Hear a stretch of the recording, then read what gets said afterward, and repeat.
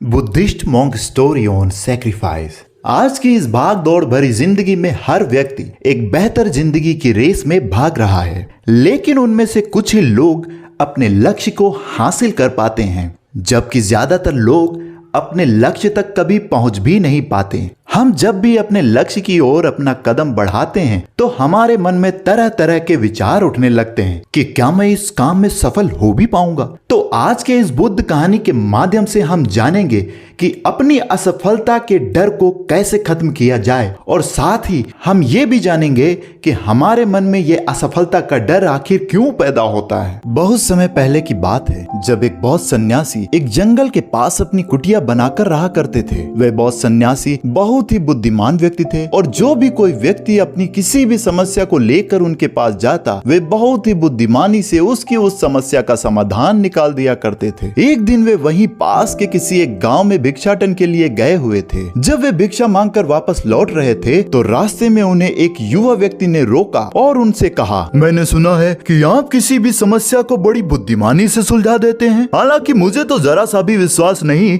कि आप मेरी इस जटिल समस्या को सुलझा पाएंगे भी या नहीं, पर मैंने लोगों से आपकी बुद्धिमानी के बहुत से किस्से सुन रखे हैं। इसीलिए मैं आपसे एक बात जानना चाहता हूँ कि हमें किसी भी काम में असफलता की घबराहट क्यों होती है, और हम अपने किसी भी लक्ष्य को असफलता की घबराहट के बिना कैसे प्राप्त कर सकते हैं। युवा व्यक्ति का यह प्रश्न सुनकर बौद्ध सन्यासी मुस्कुराए और बोले, मैं तुम्हारे इस प्रश्न का उत्तर जरूर दूंगा, और उसके बाद तुम्हारी सारी घबराहट भी खत्म हो जाएगी, लेकिन उससे पहले तुम्हें मेरे साथ मेरी कुटिया तक चलना होगा। वह युवा लड़का उस सन्यासी की बुद्धि को परखना चाहता था, इसीलिए वह उसकी कुटिया तक जाने के लिए तैयार हो गया। अगले दिन सन्यासी ने कहा, चलो आज मैं तुम्हें जंगल की सैर करा के लाता हूँ, और वह दोनों जंगल की तरफ निकल पड़े। कुछ देर बाद सन्यासी ने उस लड़के को एक गुफा दिखाई और कहा, चलो मैं तुम्हें उस गुफा की सैर कराता हूँ। इसके बाद वे दोनों गुफा के अंदर चले गए। गुफा के अंदर बहुत अंधेरा था।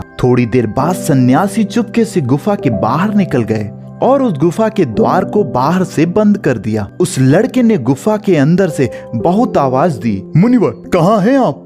कहाँ चले गए?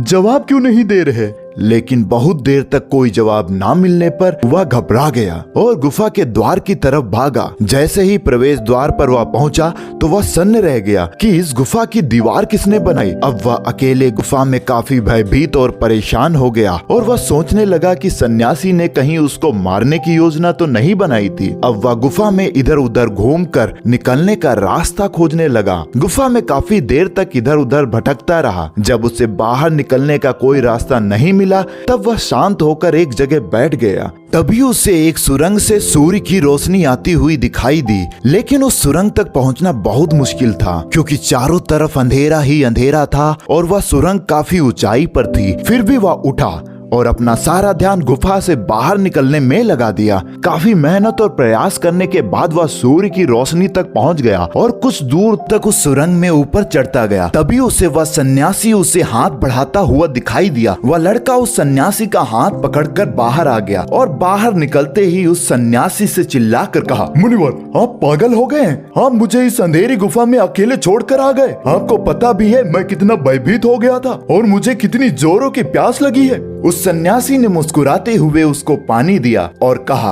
अब मेरी बातों को ध्यान से सुनना। तुम इस गुफा के बाहर दो कारणों से निकल पाए जिसने तुम्हें इस गुफा से बाहर निकलने पर मजबूर कर दिया। पहला कारण, क्योंकि तुम्हारे पास वहाँ ये कहने के लिए कोई नहीं था कि इतने अंधेरे में और इतनी ऊंचाई पर तुम कैसे पहुंच पाओगे, ये तो असंभव है। और दूसरा कारण, वहाँ ये कहने वाला भी कोई नहीं था कि दूसरा रास्ता देखते हैं, इससे भी आसान रास्ता मिल जाएगा और हम इस गुफा से आसानी से बाहर निकल जाएंगे।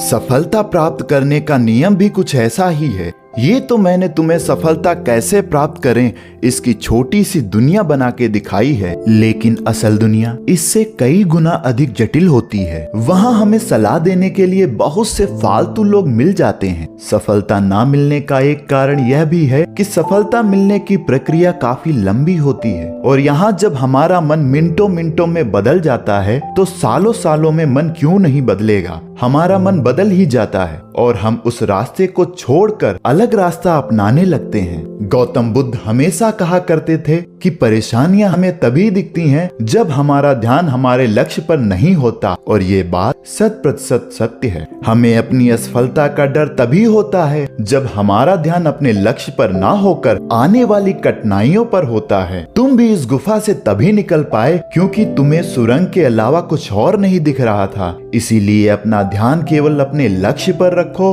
और आसपास क्या हो रहा है, लोग क्या बोल रहे हैं, उस पर ध्यान देना बंद कर दो। तो दोस्तों, उम्मीद है कि आपने आज के इस वीडियो में कुछ ना कुछ सीखा होगा। तो इस वीडियो को लाइक करें और अपने दोस्तों के साथ शेयर करना बिल्कुल भी ना भूलें। और ऐसी वीडियोस देखने के लिए चैनल को सब्सक्राइब करें और बेल आइकन दबाना बिल्कुल भी ना भूलें। धन्यवाद।